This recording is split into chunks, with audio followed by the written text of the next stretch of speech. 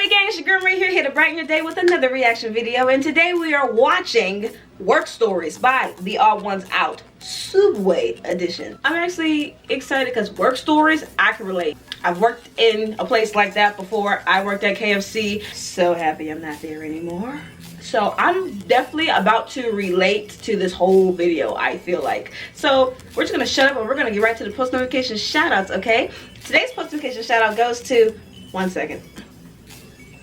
I need my phone because I can't pronounce it and I really apologize, but I still love you anyway.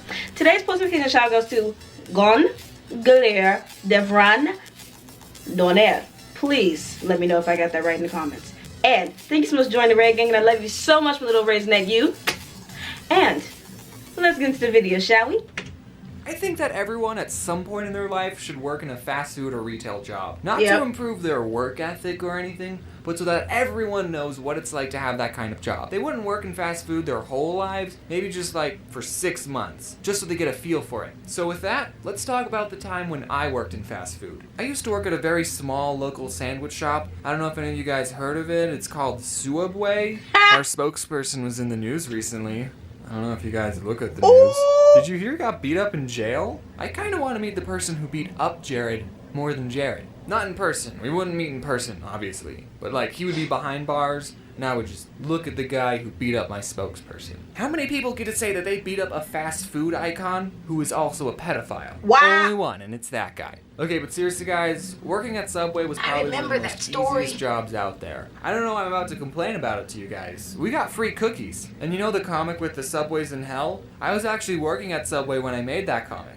I just think it adds sort of a little bit of value to it. You see, the owners, who are husband and wife, can you believe it, of the Subway I worked at owned 2 stores. One of the Subway stores was in a Walmart on an Indian reservation, because we have those in Arizona. Okay. The other Subway was the Subway I worked at. And since the Walmart store was always busy, the owners would spend 99% of their time at that store. So I didn't really have a boss most of the time. On the off chance the owners did show up, they would just pick up some food and then they would make sure I was making sandwiches the right way. Yep. And every time I made a sandwich in front of them, they would always find something wrong with it, without fail. You put on too many olives. Do you know, according to the Subway formula, you're only supposed to put on 8 olives on a foot long? 8! See, I don't like olives, so... That's just ridiculous. Can you imagine someone just counting out 8 olives? Nobody does that. I usually worked the closing shift, and at the end of the night, we would turn the alarm, and we had 60 seconds to get out of the store. But one time I had the opening shift, so I unlocked the door to get in with my key, and the alarm went beep, beep, meaning I had 60 seconds to turn it off. No big deal, right? I've turned the alarm on all the time when I was closing. So I go to the little control panel, and I type in the code, and nothing happens. The beeping is still there, and the clock is still ticking down.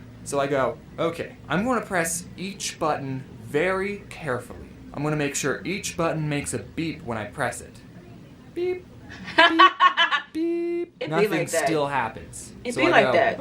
Okay, I'm going to make sure to press each button very carefully. And I start calling thinking, the owner. did they change the passcode without telling me? Well, this is the only passcode I know, so we're just going to try it again. And I press each button very carefully.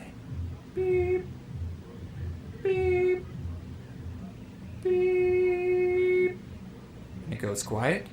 And then the alarm goes off. I still had like 20 seconds left. But I guess when you get it wrong 3 times, it automatically assumes that you're a burglar. So while the alarm is going off, I look on the contact sheet for the owner's cell phone number. I step outside, I call him, and he doesn't pick up. So I go back inside, find the number for the other Subway store. They open an hour before we do. Someone picks up with their stupid voice. Oh, thank you for calling Subway. I'm blah, blah, blah, blah, blah, blah, blah. How may I help you? And I go, hey, is Mike there? It's not his real name, guys. Don't worry. And they go, just a minute. Yeah, sure. I have all the time in the world. The cops might be on their way, but take your time. So, Mike picks up. Hello. Hey, Mike, this is James. What's the passcode for the alarm? Who is this? It's James. What's the passcode? What are you doing there, James? Why aren't you answering the question? I have the opening shift. Is the alarm going off? Yeah, no one told me. You don't hear it? Yeah, we changed it. It's the last 4 digits of your social security number. Oh, okay, thanks, Mike. I don't know my social security number. So I finally get the alarm off. No one showed up, thankfully.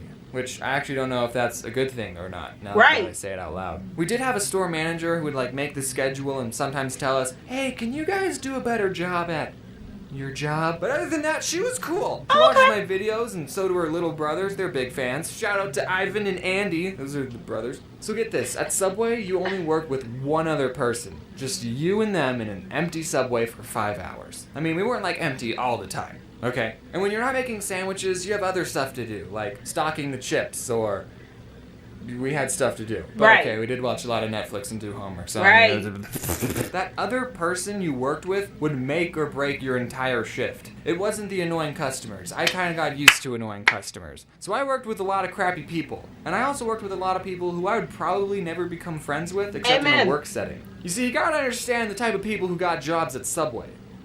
Potheads. Most of them are potheads. And some of them are really cool. I'm just going to go over a couple of the characters that I worked with. There was Tyler. I freaking love this guy. He smoked a lot of weed. He actually taught me what vaping was, and he got me into Clash of Clans. I actually mentioned him and his girlfriend in my riddles video. I don't know if I ever told him that. And of course, I have to mention Corey. He was cool. We watched How to Get Away with Murder on Netflix, and I've also hung out with him outside of work. What him and Tyler had in common is that they would actually do their job, which you got to appreciate. Then there was this guy. And get this, who was also named Jared, and he was fat. I know, right? He's like Jared before. He loved marble, and that's like the only thing he would talk about. I can say these things. He doesn't watch my videos. There was Sarah. She was cool. She made me a bread bowl. And her boyfriend, Jay. He talked about chakras and third eyes. He was interesting. And also, there's Anthony. He's cool. What's up, Anthony? For the 100,000 sprinkles video, I actually went back to Subway to use their scale because I knew they had one. And we counted 500 sprinkles again just to be more accurate for the 100,000. And Anthony helped me count instead of working. I mean, at least he got paid minimum wage for it. So 2 more stories before I go. One time, Jared asked me to take out this pile of trash, and I was like, oh, okay, I'll just put this pile of trash in the dumpster. And as I was taking it out, I saw that there was a chip poster in the pile. And I thought, this is too cool to throw away. I'm gonna keep it. So I took it home with me. And then the next day when I went in, people were saying, oh, where's the chip poster? We can't find the chip poster. We haven't seen it anywhere. And I'm thinking, I have the poster. I decided not to tell anyone that I had the poster, and it's still hanging up in my room. Sorry, boss, if you're finding out about this now. Okay, and then the other story, I was working with a manager, and we were just making sandwiches like usual, and I noticed that when we toasted a sandwich, it would burn the paper a little on the edges. That probably shouldn't be happening. So then a customer asks for just bacon toasted, and the boss lady puts some bacon on paper, and then puts it in the toaster. And we don't have a setting for just bacon. So then when she opens the toaster, there was a fire. Oh, that's nice. So then she starts to whack it with the little metal tray thing. That's dumb. But all she ended up doing was fanning the flames, making the fire bigger. You got this, right? Then I went in the back and I got the fire extinguisher and I actually used it. I single-handedly saved that Subway. You go. Wait, what have I done? Is it okay if the bacon's a little crispy and has nitrogen and carbon dioxide stuff on it? Wow, I didn't even mention a single bad customer experience. Well, I don't want the video to be too long. I should make a part 2. I'm going to make a part 2, and it's just going to be stories about annoying customers that I had to deal with. And if anyone I used to work with is watching, and I didn't mention you, it's because I hate you. Truth. I got so many stories that you guys probably might want to hear from when I worked at KFC. Okay, this brought back memories, not even gonna lie. There was a lot of employees that I hated working with, just gonna be blunt. Hated a lot of them. But I also had a lot of friends that worked with me, and actually I had friends that worked every time that I worked, so it made it easy for me. Thank you, God. My boss did not care for him. No, not at all. And let's see, I had 2 bosses in the mix. I worked at KFC for a year. Like literally 1 whole year.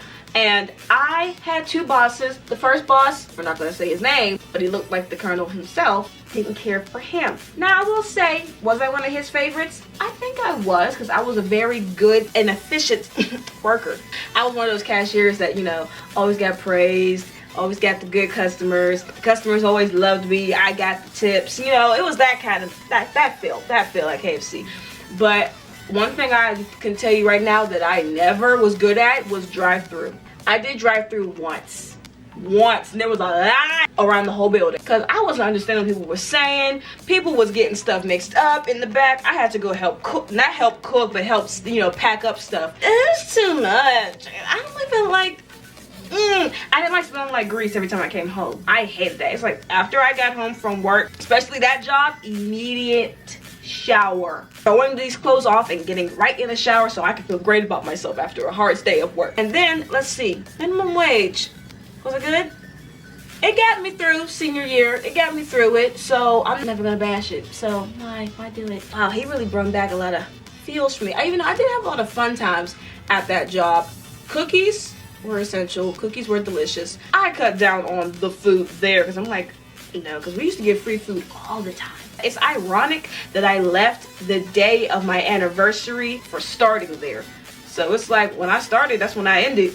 They got me a little cake, they got me some Dunkin' Donuts, took a little picture of me, I was on my way, and I left. Never went back. Yay. But anyways guys, I would like you to like, comment, and subscribe to my channel. Give me my videos to react to, give me challenges to try, give me songs to sing, please. I've been dying to sing for you guys. And I love you, Ray Gang. Bye!